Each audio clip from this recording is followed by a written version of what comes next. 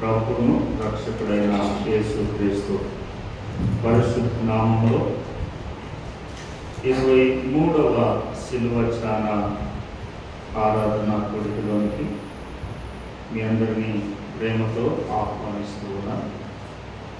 ఈ రాత్రికాల సమయంలో చేరవలసిన సంఘాన్ని అందరికీ కూడా ప్రభునామములో తెలియజేస్తుంది.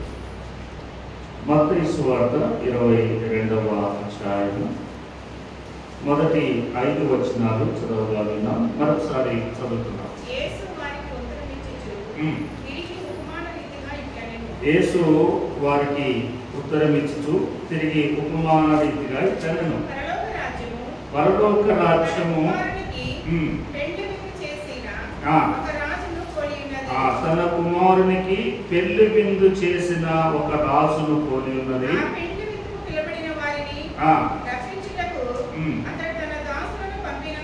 అతడు తన దాసులను పంపినప్పుడు వారు వినకపోయి రానకపోయి కాగా ఇదిగో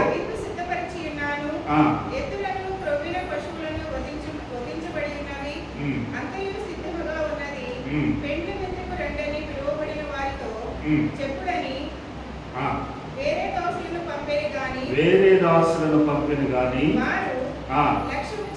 లక్ష్యము చేయక ఒకడు తన పొలమునకును మరి ఒకడు వర్తకమునకు వెళ్ళిరి. ప్రభునందు దేవుని ద్వారా ఈ లేఖన భాగము మనందరికీ సుపరిచితమైనటువంటి లేఖన భాగం. పెళ్లి విందు అనేటువంటిది గుర్తుకు రాగానే ఈ మత్తయి సువార్త 22వ అధ్యాయము అందరికీ గుర్తొస్తుంది. అయితే ప్రియులారా, ఇందులో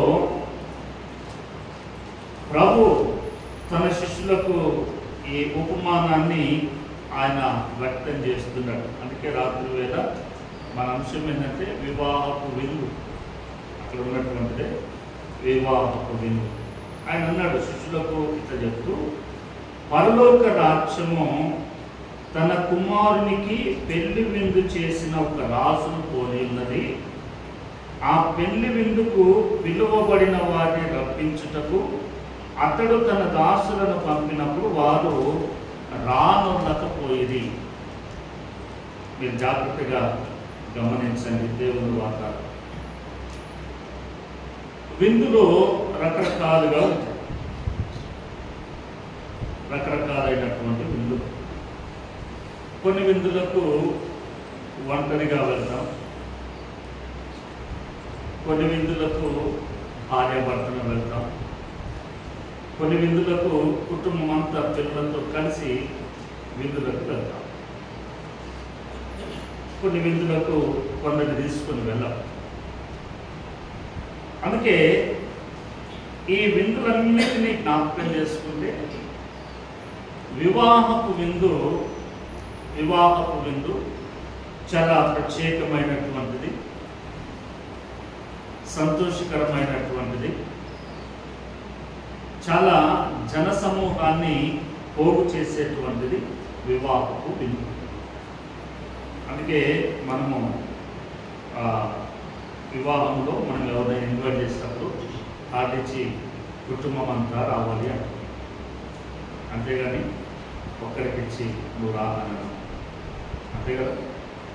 ఇక్కడ మనం గుర్తించుకోవాలి, చాలా జాగ్రత్తగా గుర్తించుకోవాలి.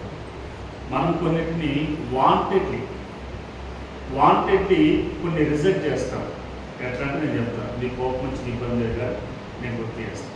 ఏంటి అని అంటే యజమానికి చెప్పారు అనుకోండి, యజమానురాలు ఏమంటుంది, నాకు చెప్పలేదు ఆయన వస్తారు.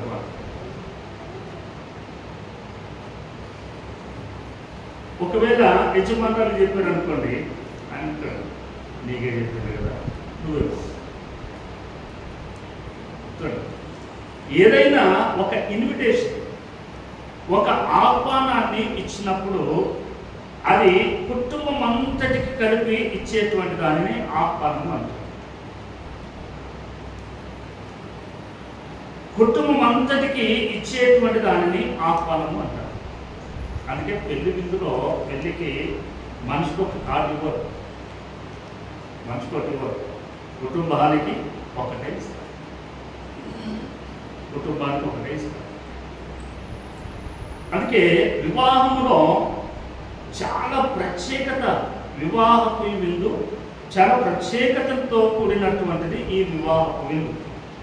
ఇక్కడ చూడండి, మన భౌతికమైన వివాహపు విందులో ప్రక్కన పెడితే యేసు ప్రభుల వారు లేదా ఇక్కడ జ్ఞాపకం చేయబడినటువంటి ఈ వివాహపు విందు ఏమై ఉన్నదో, ఎందుకు పిలుస్తున్నాడో, ఎవరు రాలేదో, దాని సంగతులు ఏమిటో కొన్ని మనము గమనిద్దాం. చూడండి, 2వ వచనంలో పరలోక రాజ్యము తన కుమారునికి పెళ్లి విందు చేసిన ఒక రాజును పోలింది. కుమారుడికి పెళ్లి చేశాడు, విందు చేస్తున్నాడు. విందు చేసేటువంటి రాజును పోలి ఉన్నది ఏంటి? పరలోక రాజ్యం. గుర్తుపెట్టుకోండి, పరలోక రాజ్యము అనేటువంటిది తన కుమారునికి పెళ్లి చేసిన పిదప విందుతో పోల్చాడు ఒక రాజు లేదా యేసు ప్రభుల వారు. విందు చేస్తున్నప్పుడు 3వ వచనంలో అంటాడు, ఆ పెళ్లి విందుకు పిలువబడిన వారిని రప్పించుటకు అతడు తన దాసులను పంపినప్పుడు వారు రానొల్లకపోయింది. యజమానుడు పెళ్లి విందు కొరకు కొందరిని ఎన్నిక చేశాడు. పెళ్లి విందు కొరకు కొందరిని ఎన్నిక చేశాడు. ప్రత్యేకంగా ఉండాల్సినటువంటి వారు, లేకపోతే తనకు నచ్చిన వారు, లేకపోతే తనకు దగ్గర వారు, ఏదైనా కానివ్వండి, ఆయన ఎన్నిక చేయబడిన వారు, పిలువబడిన వారిని రప్పించుటకు దాసులను పంపించాడు. వీరందరూ కూడా పిలువబడ్డారు. ఆ దాసులను పిలిచి చెప్పాడు, గో అండ్ బ్రింగ్ దెమ్, వారిని మీరు వెళ్ళి తీసుకుని రండి ఈ యొక్క వివాహపు విందు, ఈ విందుకు మీరు తీసుకొని రండి అని చెప్తే ఆ పిలువబడిన వారట ఏమైపోయారు? రాలేదు. ఆ వివాహపు విందుకు వారు రాలేదు. సరే, యేసు ప్రభుల వారు ఈ ఉపమానం ఎందుకు చెప్పాల్సి వచ్చింది?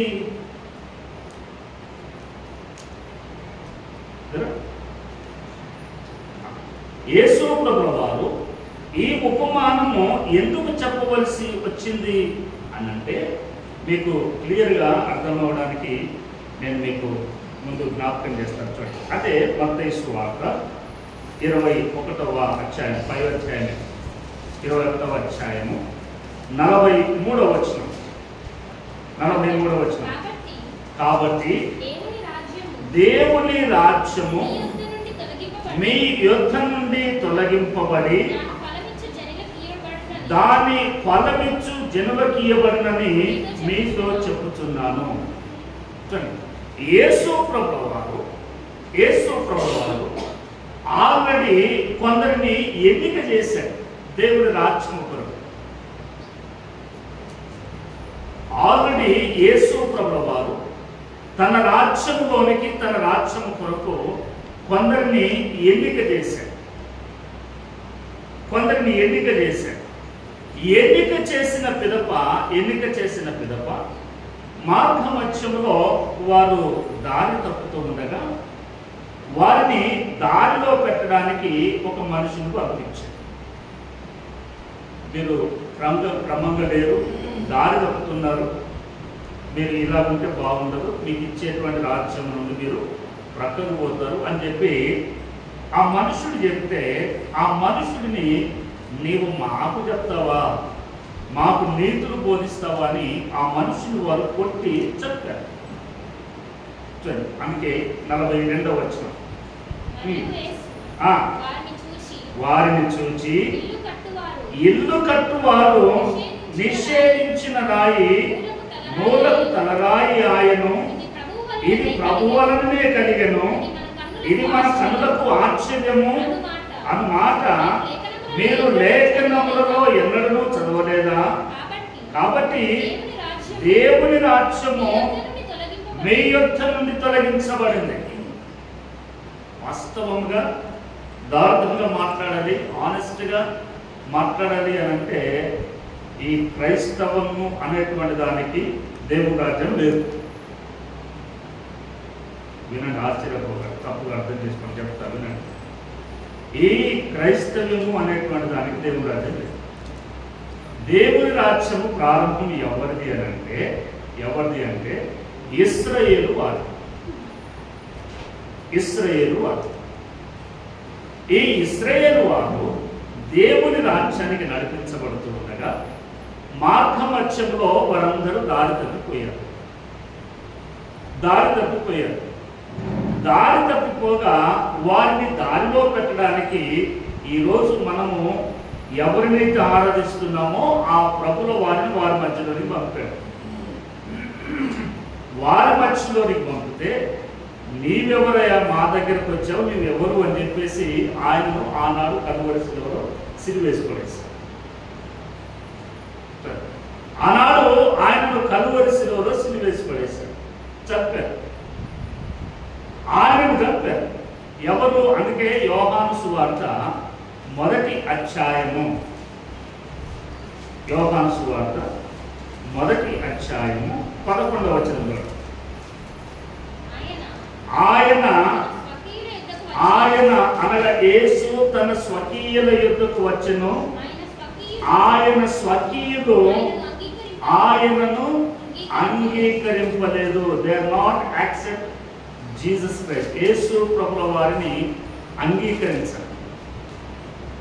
వారు అంగీకరించక ఆయనను చంపేశారు, సిలువ వేశారు. ఆయనను చంపిన తరువాత దేవుని మాట ఏం జ్ఞాపకం చేస్తుందో 12వ వచనంలో తనను ఎందరు అంగీకరించుదురో వారందరికీ అనగా తన నామమునందు విశ్వాసం ఉంచిన వారికి దేవుని పిల్లలగుటకు ఆయన అధికారము అనుగ్రహించారు. ఇప్పుడు మనం అందరము కూడా ఎవరి నామాన్ని అంగీకరించాము? యేసుక్రీస్తు నామాన్ని. ఒకవేళ నేను అందుకే మీకు చాలా సందర్భాలు గుర్తు చేస్తాను. ప్రార్థన చేసేటప్పుడు, ముగించేటప్పుడు కూడా యేసు నామములో అడుగుతున్నాము తండ్రి అన్నారు. చాలా మంది తండ్రి చెప్తారు యేసుక్రీస్తు నామములో. నువ్వు చెప్పకపోతే నువ్వు వాటిని మాట్లాడుకున్నట్టే. అందుకే ఇక్కడ జ్ఞాపకం చేయబడి ఆయన స్వకీయులు ఆయనను అంగీకరించక ఆయనను సిలువ వేయగా ఆ ప్రభుల వారిని, సిలువ వేయబడినటువంటి ప్రభుల వారిని ఎందరైతే అంగీకరించారో చూడండి, వారందరూ కూడా ఆయన పిల్లలవుటకు ఆయన వారికి అధికారం ఇచ్చింది. ఈరోజు మనకి ధన్యత ఎక్కడి నుండి వచ్చింది అని అంటే వారు ఆయనను రిజెక్ట్ చేయడం ద్వారా మనము వారి స్థలంలోనికి మనము వెళ్ళాము. అందుకే ఈ మాటలు ఇది మొత్తం 22 ఇప్పుడు చూద్దాం 43 21 43. కాబట్టి చూడండి, దేవుని రాజ్యము మీ యొద్ద నుండి, ఎవరి యొద్ద నుండి? ఇప్పుడు అర్థమవుతుందా? చూడండి, దేవుని రాజ్యము మీ యొద్ద నుండి తొలగింపబడి దాని ఫలమిచ్చు జనులకు ఇయ్యబడునని మీతో చెప్తున్నారు. దేవుని రాజ్యము మీ యొద్ద నుండి తొలగించబడింది. ఎందుకు అనంటే ఆయన కుమారుని మీ దగ్గరికి పంపిస్తే ఆయనకు మీరు అంగీకరించలేదు, మీరు యాక్సెప్ట్ చేయలేదు. చివరిగా ఆయనను హతమార్చారు. కాబట్టి మీకు ఇవ్వాలి అనుకున్నటువంటి రాజ్యము మీ యొద్ద నుండి తొలగించి దాని ఫలములు ఇచ్చేటువంటి జనులకు ఇవ్వబడింది.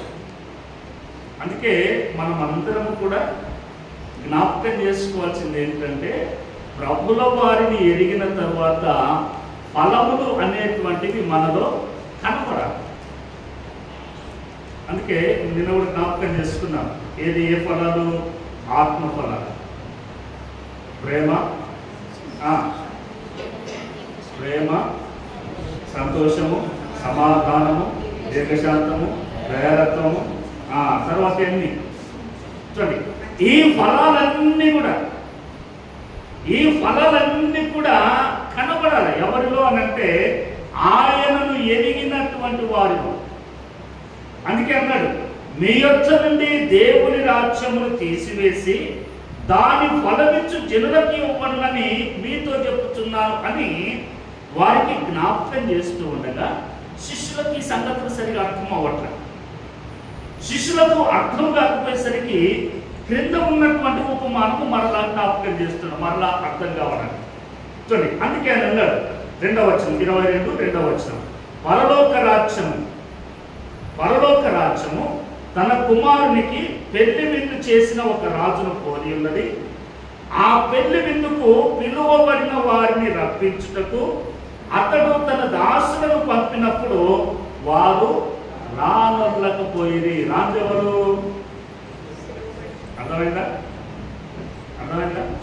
ఇది దేవుని వాక్యం అర్థం చేసుకున్నట్టు. ఆయన పిలిస్తే వారు రాలేదు.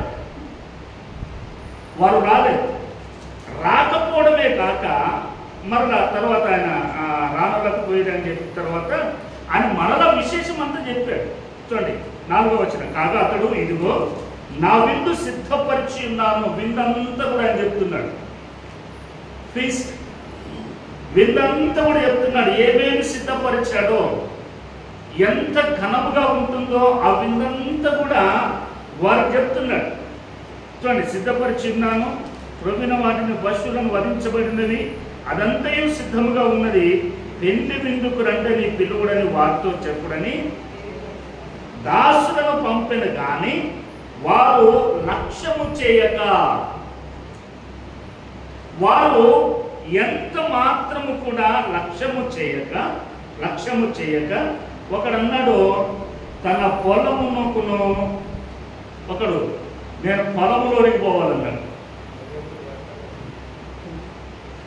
ఒకడు పొలంలోనికి పోవాలన్నాడు. పొలంలో ఏం పని నాకు అంటే పొద్దున్న వేస్తే అబ్రాహం సార్ చేస్తాడు కదా పని, నారు పోయడం, ఆ పని చేయడం, ఈ పని చేయడం, పొలంలోనికి పోతానన్నాడు.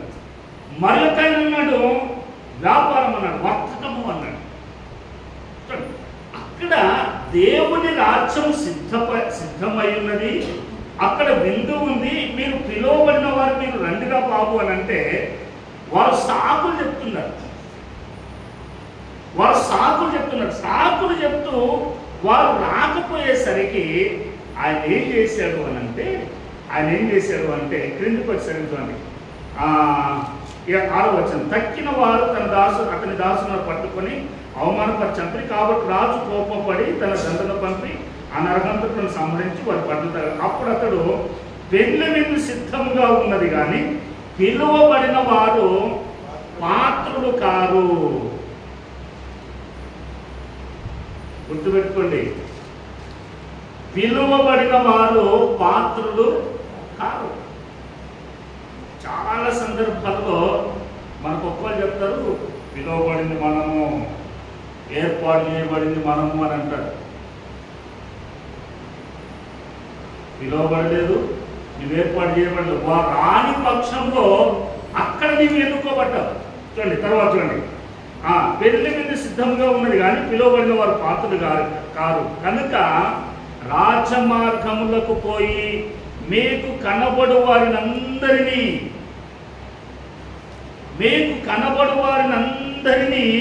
పెళ్లి విందుకు పిలువడని తన దాసులతో చెప్పెను. ఆ దాసుడు రాజమార్గములకు పోయి చెడ్డవారినేమి మంచివారినేమి తనకు కనబడిన వారినందరినీ పోగు చేసిరి కనుక పెళ్లి విందుకు వచ్చిన వారితో పెళ్లిశాల నిండిపోయాను. అందుకే విందు, ఈ పెళ్లి విందు అనేటువంటిది చాలా ప్రశస్తమైనటువంటిది, చాలా శ్రేష్టమైనటువంటిది. అందుకే యేసు ప్రభుల వారు తన శిలువ మరణానికి ముందు 6 దినముల ముందుగా యెరూషలేమునకు వచ్చి పస్కా పండుగను ఆచరిస్తాడు. పస్కా పండుగ మన భాషలో బల్లారాధన, శిష్యులతో కలిసి దాన్ని ఆచరిస్తాడు.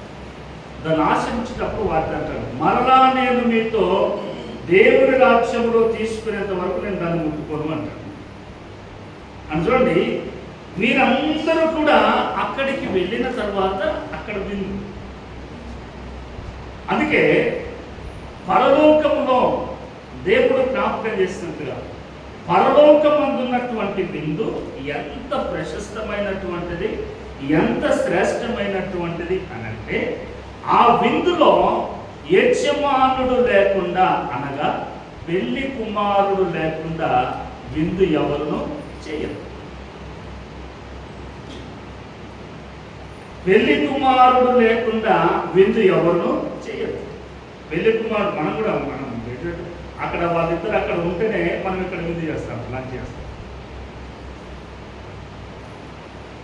కొన్ని భౌతికమైనటువంటివి, ఆధ్యాత్మికమైనటువంటి కొన్ని చూడండి. అక్కడ వాళ్ళిద్దరూ జంటగా భార్యాభర్తలు అక్కడ ఉంటే వాళ్ళు చూస్తూ మనం ఇక్కడ భోజనాలు ఏర్పాటు చేస్తాం. వాళ్ళ స్క్రీన్ మీద కనపడుతూ ఉంటారు. లేకపోతే ఇలా కనబడుతూ ఉండగా మనం భోజనాలు చేస్తాం. దేవుని మాట కూడా జ్ఞాపకం చేస్తుంది, యజమానుడు లేకుండా ఎవరు కూడా విందు చేయలేరు. అంటే యజమానుడితో కలిసి విందు చేసేటువంటి ధన్యత ప్రభు ఎవరికి ఇచ్చాడు అనంటే, పిలువబడిన వారికి కాదు, దాని ఫలమిచ్చేటువంటి జనులకు ఇవ్వవు. దాని ఫలమిచ్చేటువంటి జనులకు. అందుకే ఒకరోజు సమూయేలు ప్రవర్తన గురించి ఒక మాట జ్ఞాపకం చేయబడింది. నేను చూపిస్తాను చూడండి. సమూయేలు మొదటి గ్రంథము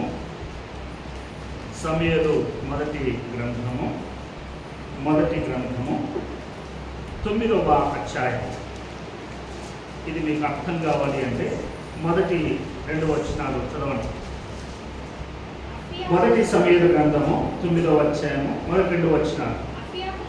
అఫియాకు పుట్టిన బెకోరతు కుమారుడైన షెరోరుకు జననమైన అబియేలు కుమారుడగు కీషు అను బెన్యామీను ఒకడుండెను. కీషు భాగ్యవంతుడకు ఒక బెన్యామీయుడు, అతనికి సౌలు అను ఒక కుమారుడుండెను. అతడు బహు సౌందర్యము గల యవనుడు. ఇశ్రాయేలీలలో అతని పాటు సుందరుడు ఒకడును లేడు. భుజములు మొదలుకొని పైకి ఇతరుల కంటే ఎత్తుగలవాడు. చూడండి, ఈ సౌలు, ఇక్కడ సౌలు అన్నారు. ఎవరు ఈ సౌలు? రాజు, ఇశ్రాయేలునకు మొదటి రాజు. ఈ రాజును గురించి ముందుగా ఇంకా ఎన్నిక చేయబడలేదు, కానీ ఈయనను గురించి ఎందుకు ఇక్కడ రాశారు అనంటే, ఈ సౌలు యొక్క తండ్రి పేరు కీషు. ఈయన భాగ్యవంతుడు, ధనవంతుడు. ఈ కీషు లేదా ఈ సౌలు యొక్క గాడిదలు పోతే వెతకడానికి ఆయన సౌలు పంపించాడు తన తండ్రి.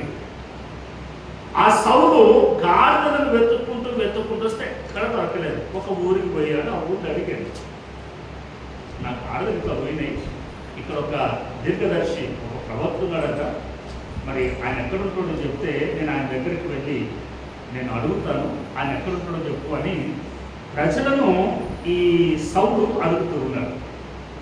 సౌలు ప్రజలను అడిగితే సౌలుకు ఆ ప్రజలు ఏమి జవాబు చెప్పారో మీరు ఒక మాటలో 9వ అధ్యాయము 12వ వచనం. అందుకు వారు, ఇదిగో అతడు మీ ఎదుటనే ఉన్నాడు, త్వరగా పోయి కలుసుకొనడి. ఈ దినముననే అతడు ఈ ఊరికి వచ్చను. ఎవరి గురించి అంటే సమూయేలు గురించి జ్ఞాపకం చేస్తున్నాడు. ఆ పట్టణం పేరు రామా. ఓకే, చూడండి, ఆ త్వరగా పోయి కలుసుకుని ఈ దినముననే అతడు ఈ ఊరికి వచ్చను. నేడు ఉన్నత స్థలమందు జనులకు బలి జరుగును గనుక ఊరిలోనికి మీరు పోయిన క్షణమందే అతను భోజనము చేయుటకు ఉన్నతమైన స్థలమునకు వెళ్ళక మునిపే మీరు అతనిని కనుగొందురు. అతడు రాకమునుపు జనులు. అర్థమవుతుందా? సమూయేలు ప్రవక్త ఆ బలిని ముగించుకొని ఇక్కడికి వచ్చేంత వరకు జనులు భోజనం చేయరు. అంటే ఒక యజమానుడికి ఊరి ప్రజలిచ్చినటువంటి గౌరవం, ఒక యజమానుడికి ఊరి ప్రజలు ఊరిచ్చినటువంటి గౌరవం. అందుకే ఇక్కడ అన్నారు, ఆయన రాకమునుపు జనులు ఎవ్వరు కూడా భోజనం చేయరు. అతడు బలిని ఆశీర్వదించిన తరువాత పిలువబడిన వారు భోజనం చేస్తారు. సమూయేలు ప్రవక్తకే ఇలాగున ఉంటే పరలోకమందున్నటువంటి తండ్రి తన కుమారుని యొక్క పెళ్లి విందుకు పిలువబడిన వారితో కలిసి భోజనం చేయడం చేస్తారు. అందుకే ఈ పెళ్లి విందు అనేటువంటిది విశ్వాసులకు, దేవుని పిల్లలకి, విశేషంగా ఫలమిచ్చేటువంటి వారికి చాలా ప్రత్యేకమైనటువంటి, ఆయనతో కలిసి యజమానునితో కలిసి పరలోకమందు పెళ్లి విందులో పాల్గొనేటువంటి ధన్యత వారికి దొరుకుతుంది. అందుకే ఇక్కడ అన్నారు, పిలువబడిన వారు పాత్రులు కాలేకపోయారు, కానీ ఫలమిచ్చు జనులు దానికి పాత్రులు. అందుకే రాజమార్గంలోనికి వెళ్ళండి, వీధులలోనికి వెళ్ళండి, మీకు కనబడిన వారందరినీ కూడా పిలవండి అన్నాడు. కనబడిన వారు అని అంటే ఊరి పేరు లేని కాదు, ఆయన నామముని ఎరిగి ఆయన నామములో రక్షణ పొంది బాప్తిస్మము తీసుకొని ఆయన మార్గములో అనుసరించువారు. అందుకే ఈ పెళ్లి విందు అనేటువంటిది చాలా గొప్పగా ఉంటుంది. చివరి దినాల్లో భక్తుడైనటువంటి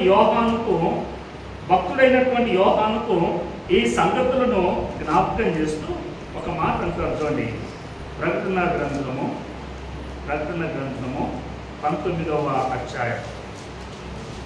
ప్రకటన గ్రంథము 19వ అధ్యాయము 6వ వచనం నుండి చూడండి. అప్పుడు గొప్ప జనసమూహపు శబ్దమును, విస్తారమైన జలముల శబ్దమును, బలమైన ఉరుముల శబ్దమును పోలిన ఒక స్వరము, సర్వాధికారి ప్రభువు నాకు మన దేవుడు ఏడుచున్నాడు, ఆయనను స్తుతించుడి, గొర్రె పిల్ల వివాహ వివాహోత్సవ సమయం వచ్చినది.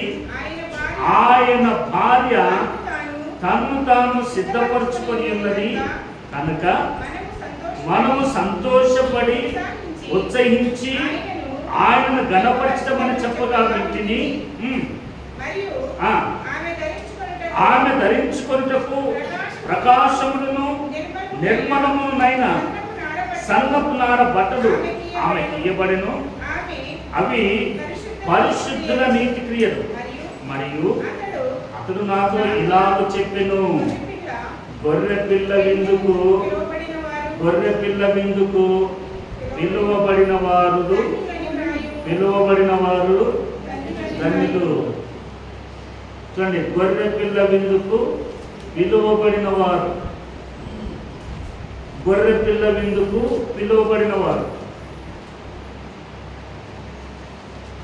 ఎంతటి గొప్ప సంగతులు చూడండి. ఇవన్నీ కూడా గొర్రె పిల్ల విందుకు పిలువబడిన వారు, ఎన్నిక చేయబడిన వారు పోయారు. వారిని పిలిస్తే అన్నాడు, నేను పొలం కొన్నా, నాకు పొలం పనింది అన్నాడు. ఇంకొక ఆయన నన్ను వ్యాపారం చేసుకోవాలన్నాడు. అందుకే అదంతా ఖాళీ ఉంది. ఆ పెళ్లి విందుశాల అక్కడ ఏర్పాటు చేసినవన్నీ కూడా పుష్కలంగా సమృద్ధిగా ఉన్నవి. ఎవరు లేకపోయేసరికి యజమానుడు అన్నాడు, మీరు రాజమార్గంలోనికి వెళ్ళండి, వీధులలోనికి వెళ్ళండి, కనబడిన వారిని కూడా పిలవాలి. అందుకే యేసు ప్రభువు వారు చనిపోయి సమాధి చేయబడి తిరిగి 3వ దినాన పునరుత్థానం లేచి ఆరోహణమయ్యే ముందు శిష్యుడు ఒక మాట చెప్పాడు, మీరు సర్వలోకానికి వెళ్ళి సర్వసృష్టి. దానికంటే ముందు ఏమన్నాడు తెలుసా? దానికంటే ముందు ఏమన్నాడు అని అంటే మత్తయి సువార్త 10వ అధ్యాయం ముగిస్తారు. మత్తయి సువార్త 10వ అధ్యాయం 5వ వచనం చూడండి. 12 మందిని పంపుచు వారిని చూచి వారికి ఆజ్ఞాపించినది ఏమనగా, మీరు అన్యజనుల దారిలోనికి వెళ్ళొద్దు. డోంట్ గో జెంటైల్స్ వే. అన్యజనుల మార్గములోనికి మీరు పోవద్దు. తర్వాత చూడండి, సమరయుల ఏ పట్టణములోనైనాను మీరు ప్రవేశించొద్దు, వెళ్ళొద్దు. ఎక్కడికి పోవాలంటే కింద అన్నాడు చూడండి, కానీ ఇశ్రాయేలు వంశములోని నశించిన గొర్రెల యొద్దకే వెళ్ళాలి.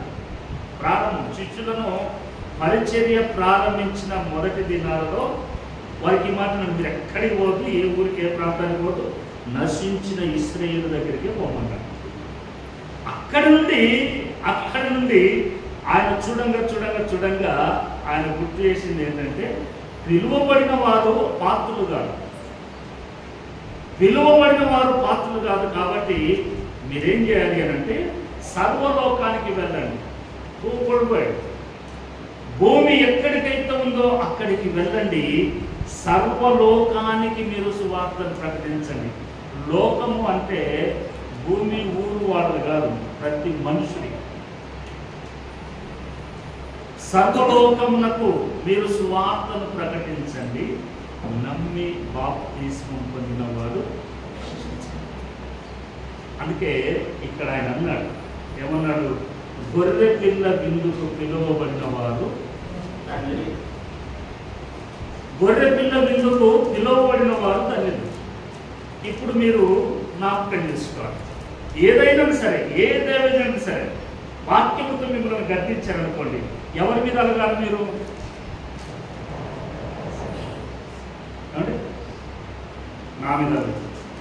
నా మీద అలిగితే మీరు ఏ పోగొట్టుకుంటారు? ఓపెన్గా మాట్లాడతారు. మీరు నాకు చుట్టాలు కాదు, నేను మీకు చుట్టాను. నేను ఇక్కడ ఉన్నంత వరకు మీకు అయ్యగారిని, ఆత్మీయ తండ్రిని, దైవజనుని. మీరు నాకు పిల్లలు. మీరు ఎంత వయసుడైనా ఎంత పెద్దదైనా మీరు నాకు పిల్లలాగా. మీరు నా మీద ఏదైనా అలిగినా, నేను మీ మీద అలిగినా జరిగే నష్టం ఏంటి? గొర్రె పిల్ల విందుకు అప్పాత్రులు వెళ్ళలేవు. గొర్రె పిల్ల విందుకు పోలేకపోతే నీ ఆధ్యాత్మిక జీవితం దేనికి? అవునా? ప్రతి మనుషుడు కూడా గొర్రె పిల్ల విందుకే సిద్ధపడాలి. అందుకే దీనికంటే ముందు కీర్తనకాడు ఒక మాట అంటాడు. 81వ కీర్తన 81వ కీర్తన.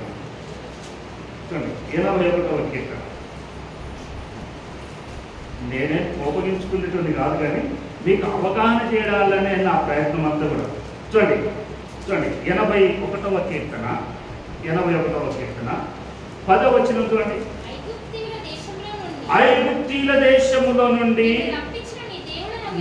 నిన్ను రప్పించిన నీ దేవుడని యెహోవాను నేనే. చూడు, నిన్ను రప్పించిన వాడను నేనే. నీ నోరు ఎలా తెరవాలట? నీ నోరు బాగుగా తెరువుము, నేను దానిని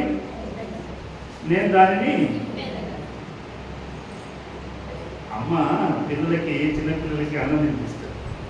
వాటినే పెట్టాడు అనుకోండి, ఎక్కడ తినిపిస్తారు? అందుకేమంటారు? కొంచెం కొంచెం. అవునా?